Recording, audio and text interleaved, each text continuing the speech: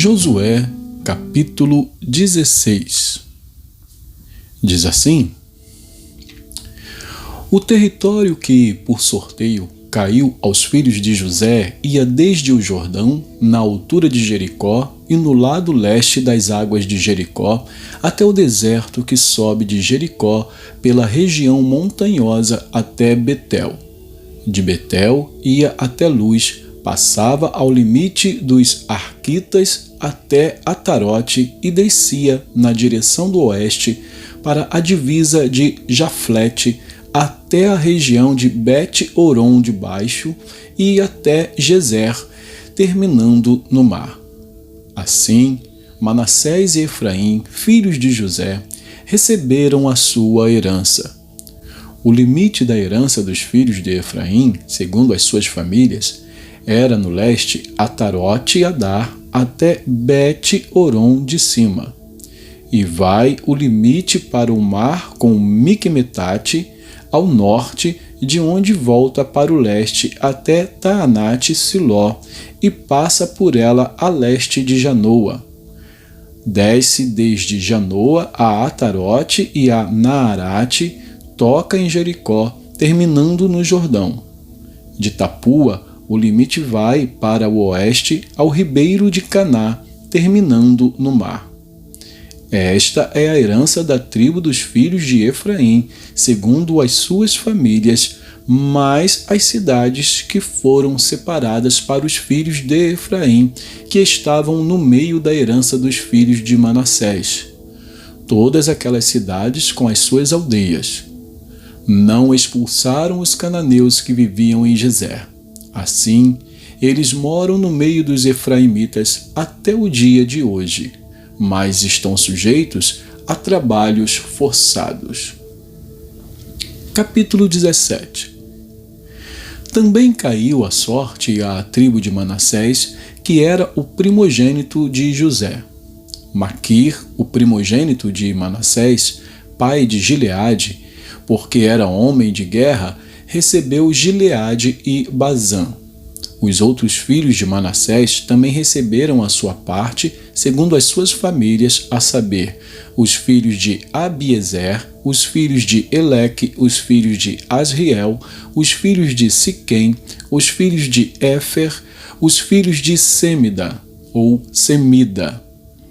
Estes são os filhos de Manassés, filho de José, segundo as suas famílias.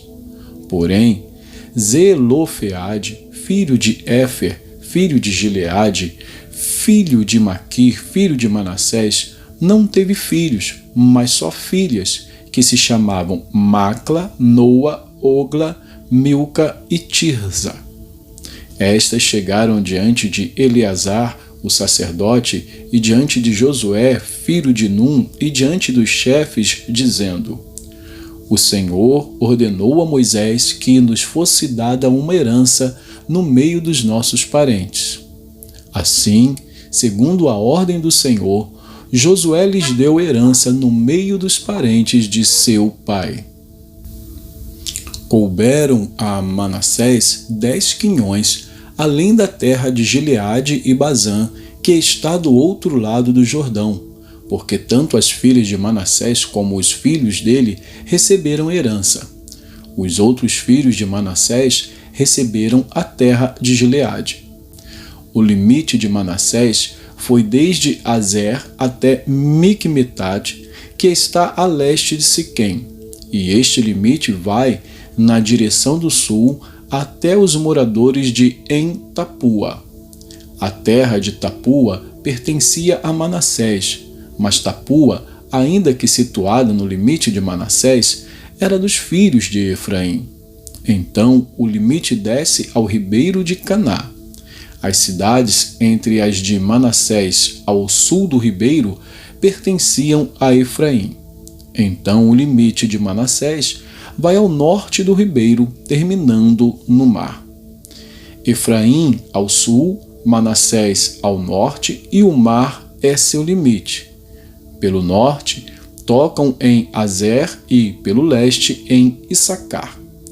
Porque nos territórios de Issacar e Azer Manassés tinha Bet-Sean e as suas vilas, Ibleão e as suas vilas, os habitantes de Dor e as suas vilas, os habitantes de Endor e as suas vilas, os habitantes de Taanaque e as suas vilas, e os habitantes de Megido e as suas vilas, a região das 3 colinas.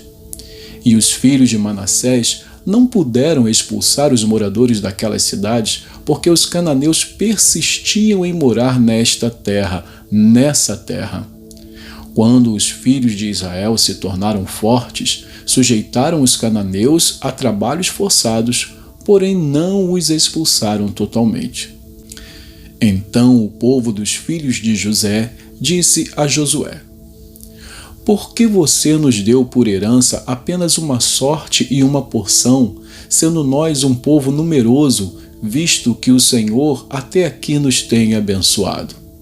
Josué respondeu: se vocês são um povo numeroso, subam à floresta e abram ali uma clareira na terra dos ferezeus e dos refaíns, visto que a região montanhosa de Efraim é estreita demais para vocês.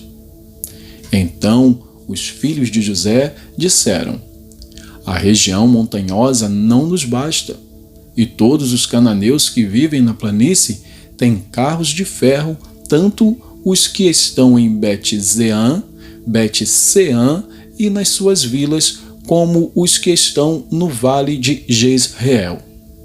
Então Josué disse à casa de José, a Efraim e a Manassés: vocês são um povo numeroso e forte. Vocês não terão só uma parte, mas a região montanhosa será de vocês. Ainda que seja uma floresta, vocês poderão cortá-la, e até as suas extremidades será toda de vocês, porque vocês expulsarão os cananeus, embora eles tenham carros de ferro e sejam fortes. Vamos então a Isaías. Isaías, capítulo 15. Isaías, capítulo 15, diz assim: sentença contra Moabe. Certamente numa noite Ar de Moabe foi arrasada, e ela está destruída. Certamente numa noite Kir de Moabe foi arrasada, e ela está destruída. Sobe-se ao templo e a Dibom, aos lugares altos, para chorar. Por Nebo e por Medeba, Moabe lamenta. Todas as cabeças são rapadas e toda a barba é cortada. Nas ruas andam vestidos de pano de saco. Nos terraços e nas praças todos pranteiam, desatando-se em lágrimas. Tanto Esbom como Eleale andam gritando. Até Jaza se ouve a sua voz. Por isso os soldados de Moabe clamam. A sua alma treme dentro deles. O meu coração clama por causa de Moabe. Os seus fugitivos vão até a região de Zoar e Eglat-Selizia. Vão chorando pela subida de Luite, e no caminho de Oronaim levantam gritos de desespero. Porque as águas de Dinrim desapareceram. Seca-se o pasto, acaba-se o capim, e não há mais nada que esteja verde. Por isso, eles mesmos levam a riqueza que adquiriram e guardaram para além do ribeiro dos salgueiros. Porque o pranto se espalha pelo território de Moabe. O seu clamor chega até Eglaim. O clamor chega até Beer-Elim. As águas de Dimon estão cheias de sangue, mas trarei ainda mais sobre Dimon. Um leão para atacar aqueles que escaparem de Moabe e os que permanecerem na terra. Capítulo 16. Enviem cordeiros ao dominador da terra, desde Sela pelo deserto até o monte da filha de Sião. Como pássaro espantado, lançado fora do ninho, assim são as filhas de Moabe nos vales do rio Arnon. Elas dizem a Judá: dê-nos um conselho, tome uma decisão. Faça com que, em pleno meio-dia, a sua sombra seja como noite para nós. Esconda os desterrados e não revele onde estão os fugitivos.